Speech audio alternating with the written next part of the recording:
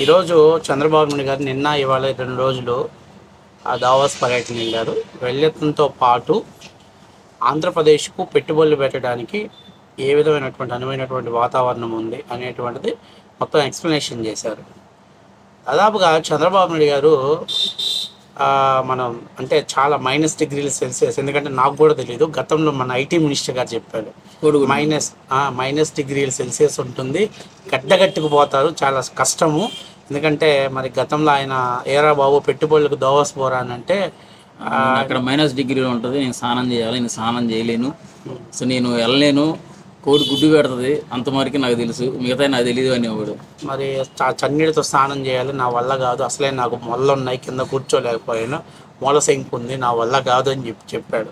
సరే, ఈ పరిస్థితిలో నిన్న చంద్రబాబు నాయుడు గారు, లోకేష్ సరే చక్క పక్కన ఉన్న కుర్ర వాళ్ళు ఒక్కొక్కరు 2 స్వెటర్లు వేసుకుంటే మన నవ యువకుడు ఖద్దర్ సొక్క ఎల్లో బ్రాండ్ ఖద్దర్ సొక్క వేసుకుని టీవీగా నిలబడ్డాడు దావోస్ మీద -2°. అసలు నాకు అర్థం కావట్లా ఈ సిచ్యువేషన్ చూశాక బ్రదర్.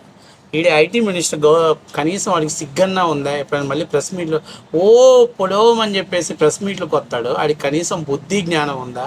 అలా నేను గత 2.5 ఏళ్ళు ఐటీ మినిస్టర్గా చేశా, ఇండస్ట్రీకి లేరా అంటే గుడ్డు పెట్టాను, అది పొదగేస్తుందని చెప్పాడు. చివరికి ఆ గుడ్డు మురిగిపోయి ఒక్క ఇండస్ట్రీ కూడా రాలేదు. కానీ వాడు నిన్న మీడియా ముందుకు వచ్చేసి ఏం మాట్లాడుతున్నాడు? విశాఖ ఉక్కుని మేము కాపాడాము, మా పోరాటం దెబ్బకి 11,400 కోట్ల రూపాయలు డబ్బులు వచ్చాయంటాడు. అసలు నువ్వు ఒక చదువుకున్నటువంటి వ్యక్తి, ఐటీ జాబ్ చేస్తున్నావు కదా, ఈ ఐటీ మినిస్టర్ అంటే గత ఐటీ మినిస్టర్ గురించి అసలు నీ అభిప్రాయం ఏంటి పర్సనల్గా? చెప్తున్నాడు కదా, గాజు అదే స్టీల్ ప్లాంట్ మేము కాపాడాము, మేమే. నిన్న రిటైర్డ్ సిఎస్ ఎల్వి సుబ్రహ్మణ్యం ఒక వీడియో వదిలాడు, మీరు చూసారో చూడలేదు? ఆ 7,000 స్టీల్ ప్లాంట్ని తరిమేసి ఆ 7,000 ఎకరాల్లో రాజధాని కట్టాలని ప్లాన్ చేశాడు. ఆ 7,000 ఎకరాల్లో 2,000 ఎకరాలు విజయసాయి రెడ్డికి, 2,000 ఎకరాలు సుబ్బారెడ్డికి, మన కోడిగుడ్డు మినిస్టర్కు 4 ఎకరాలు ఇస్తా అన్నట్టున్నాడు. చూసినట్టు దాన్ని మార్చాలి, దాన్ని ప్రైవేటీకరణ చేయాలని చూశాడు. ఈరోజు ప్రైవేటీకరణ చేయకుండా పవన్ కళ్యాణ్ చంద్రబాబు నాయుడు పూసితో 11,000 ప్యాకేజ్ వచ్చేసరికి మనోడికి ఇదేందబ్బా, మనం చేయాల్సింది వీళ్ళు చేసేస్తున్నారు, క్రెడిట్ అంతా వెళ్ళకపోతుందని మనోడు బాధ. ఇంకోటి ఏంటంటే, నేను దావోస్కి వీళ్ళు వెళ్తే ఇంత రిసీవింగ్ ఉంది, నేను వెళ్తే నన్ను ఎవరు రిసీవ్ చేసుకోలేదని కడుపులో మండిపోతున్నాడు వాడు. అది మెయిన్ ప్రాబ్లం. ఆ ప్రాబ్లంని బయటికి కక్కలేక ఇలా ప్రెస్ మీట్ పెట్టి రోజుకొకటి. అసలు కనీసం బుద్ధి ఉందా? పోయినసారి ఎలక్షన్స్లో వాడికి ఎంత మొత్తం చెప్పారు ఆ మినిస్టర్కి? 1,00,000 ఓట్ల మెజార్టీతో ఓడిపోయాడు. రాష్ట్రంలోని హైయెస్ట్ ఓడిపోయిన మినిస్టర్. ఇంకా సిగ్గు లేకుండా ముందు మీడియా ముందుకు వచ్చి ఇష్టం వచ్చినట్టు మాట్లాడుతున్నాడు. మన వరకు పేరుని అని మాట్లాడాడు. ఇలానే ఇప్పుడు ఇతను తయారయ్యాడు.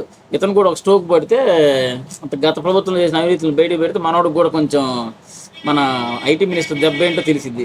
ఐటీ మినిస్టర్కి దెబ్బ ఏంటో రుచి చూపించా కానీ ఇతను మారడం. ఇప్పుడు మామూలుగా ఏదైతే దావోస్లో జరుగుతున్నటువంటి ఎకనామిక్ ఫోరం సమ్మిట్లో లోకేష్ మాట్లాడుతున్నాడు. లోకేష్ మాట్లాడిన తీరు, అట్లాగే గతంలో మన ఈ మినిస్టర్ ఎవరు, మన మాజీ మినిస్టర్గా ఉన్నటువంటి కోడిగుడ్డు అమర్నాథ్ గారు మాట్లాడుతున్నారు. రెండింటిని కంపేర్ చేసుకొని చూస్తుంటే అసలు మీకు ఏంటి తేడా ఏంటి అని కనిపిస్తుంది? ఇద్దరులో ఏమన్నా తేడా ఈజీగా కనిపిస్తుంది అండి. లోకేష్కి ఇతనికి అసలు ఏమన్నా పోలుకుందా?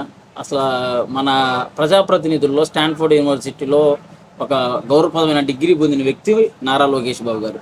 ఇతను ఏముందండి, అతను కోడిగుడ్డు లేదు, ఏదో కోడిగుడ్డు పెట్టలేదు, కోడిగుడ్డు మీద ఏకలు బీకే అతను. గత ఐటీ మినిస్టర్గా ఉండి ఐటీ పరిశ్రమలు జారా అంటే అప్పడాలు తీసుకుంటే ఎంఓయూ అంటాడు, నూడిల్స్ ఎంఓయూ అంటాడు. ఇప్పుడు ఎలా ఇప్పుడు మన ప్రజెంట్ ఐటీ మినిస్టర్ ఏ విధంగా ఆలోచిస్తున్నాడు? టీసీఎస్, ఇన్ఫోసిస్ ఈ కంపెనీలు తీసుకురావడానికి ట్రై చేస్తుంటే గత ఐటీ మినిస్టర్ ఏం చేశాడండి? అప్పడాలు ఎంఓయూలు, నూడిల్స్ ఎంఓయూలు, కడ్డేర్ల ఎంఓయూలు ఇవన్నీ క్రియేట్ చేశాడు. కానీ ఇతనికి పోలికే లేదు. అతను ముందు ఆ పలికిమాల మినిస్టర్కి ఆ పనిచ్చిన వాడు పెద్ద పలికిమాలినోడు. సరే, ముఖ్యంగా జరిగితే నాకు చిన్న డౌట్ ఏంటంటే 2022లోనూ ఎప్పుడో జగన్మోహన్ రెడ్డి గారు కూడా ఒకసారి దావోస్కి వెళ్ళారు పెట్టుబడి కోసం. వెళ్ళి అక్కడ ఇన్వెస్టర్స్ కొన్ని క్వశ్చన్స్ అడిగితే జగన్మోహన్ రెడ్డి గారు ఇస్ అ లెంతీ క్వశ్చన్ అండి అడిగాను. అవును, ఇస్ లెంతీ క్వశ్చన్ అన్నాడు. ఎందుకు అన్నాడు? ఆ దావోస్ ఎందుకు వెళ్ళాడు అనేది రీసెంట్గా మీకు ఒక అమెరికా సంస్థ చెప్పింది. ఆ దావోస్ వెళ్ళటం ఇంటెన్షన్ ఏందనేది.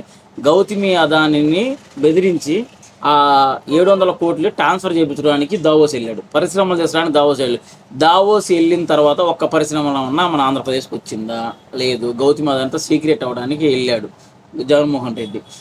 ఇప్పుడు అదే క్వశ్చన్ లోకేష్ని అడుగుతుంటే లోకేష్ చెప్పే ఆన్సర్లకి అవతల క్వశ్చన్స్ అడగలేకపోతున్నారు. ఇతని నాలెడ్జ్ని, ఇతని డెప్త్ని వాళ్ళే షాక్ అవుతున్నారు. ఇతను ఎంత నాలెడ్జ్ గలవాడు, ఇతను మన ఆ స్టేట్కి వెళ్తే ఆ స్టేట్లో కూడా ఎంత యువత కూడా ఇలానే ఎక్కువ నాలెడ్జ్గా ఉంటారని ఒక అంచనాకు వచ్చేస్తున్నారు. అలా ఒక ఒక పర్సన్ ఇన్ఫ్యాక్ట్ ఎలా ఉంటుందంటే మనం ప్రజెంట్ చేసే పర్సన్ బట్టి ఆ స్టేట్ ఏంటి అనేది వాళ్ళు డిసైడ్ అవుతారు. మన జగన్మోహన్ రెడ్డి గారిని చూసి ఓకే ఇదంతా బ్యాచ్ అని చెప్పేసి ఎవరిది మన రాష్ట్ర మొహం చూడలేదు. లోకేష్ గారి స్పీచ్లు కానీ, లోకేష్ గారు మాట్లాడే విధానం కానీ చూసి మన ఆంధ్రప్రదేశ్కి ఆల్మోస్ట్ అతను 6 నెలల్లో పరిపాలన చేస్తే ఆల్మోస్ట్ 6 లక్షల పెట్టుబడులు తీసుకొచ్చాడు. సుమారు 2 లక్షల ఉద్యోగాలు ఆంధ్రప్రదేశ్ యువతకు రాబోతున్నాయి. మెటల్ అయితేమి, ఐటీ ఇండస్ట్రీలు అయితేమి. ఇది సక్సెస్ఫుల్ ఐటీ మినిస్ట్రీ.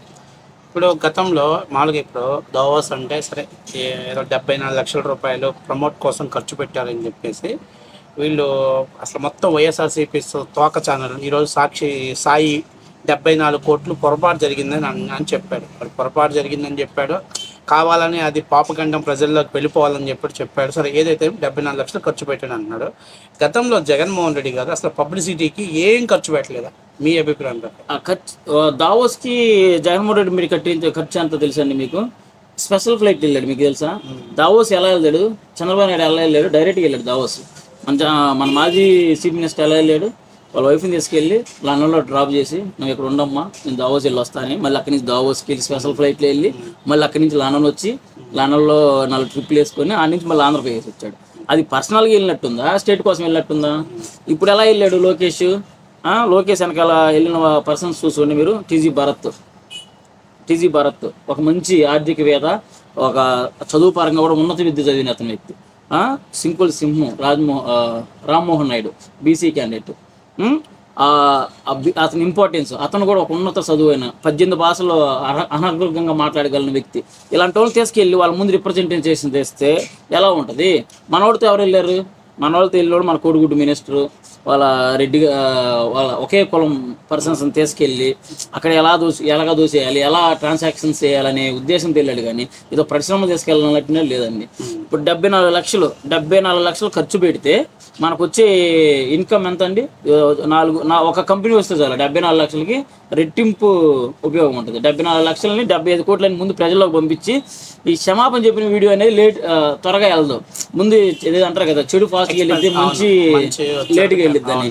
వీళ్ళంతా ఒక ప్రాపగాండ ఇంకా వదలలేదు. జగన్మోహన్ రెడ్డి 11 సీట్లు వచ్చి ఆంధ్రప్రదేశ్లో బుద్ధి చెప్పిన ఈ సోకాళ్ళు ఈ సాయి, ఈ వైఎన్ఆర్ వీళ్ళందరికీ ఇంకా బుద్ధి రాలేదు. వాళ్ళకు కూడా బుద్ధి చెప్పే రోజులు త్వరలో ఉంటాయని ఉండాలని మేము కోరుకుంటున్నాం. యాజ్ ఏ ఒక ఎడ్యుకేటెడ్ పర్సన్స్గా ముందు మనం కంపెనీలు చేస్తున్నప్పుడు ఇంకా కంపెనీలు రావాలని చాలామంది కుతూహలంగా ఉన్నారు ఆంధ్రప్రదేశ్కి. బట్ వాళ్ళకి ఎక్కడో కొంచెం భయం ఉంది. మళ్ళీ తర్వాత అతను వస్తే మళ్ళీ జగన్ అనే అతను రావడానికి గ్యారెంటీ ఏంటి అనే క్వశ్చన్ పడుతుంది ఇక్కడికి వెళ్ళిన. దానికోసం ముందు ఫస్ట్ జగన్ అనే అతను మళ్ళీ సీఎం అవడాన్ని ఒక ఎస్టాబ్లిష్మెంట్ కానీ చేయగలిగితే నారా లోకేష్, పవన్ కళ్యాణ్ గారి సారథ్యంలో ఒక 20 ఏళ్ళు ఆంధ్రప్రదేశ్కి డోకా లేదు. ఒక నాయకత్వం పరంగా అయినా దేని పరంగా అయినా వీళ్ళిద్దరికీ ఒక 20 ఏళ్ళు డోకా లేదు. అతన్ని రాడు అని గ్యారెంటీ ఇండస్ట్రీలకు ఇస్తే హైదరాబాద్ మించిన నగరం అమరావతిలో ఒక 15 సంవత్సరాల్లో నిర్మించగల సత్తా నారా లోకేష్కి, పవన్ కళ్యాణ్కి, చంద్రబాబు నాయుడు గారికి ఉంది.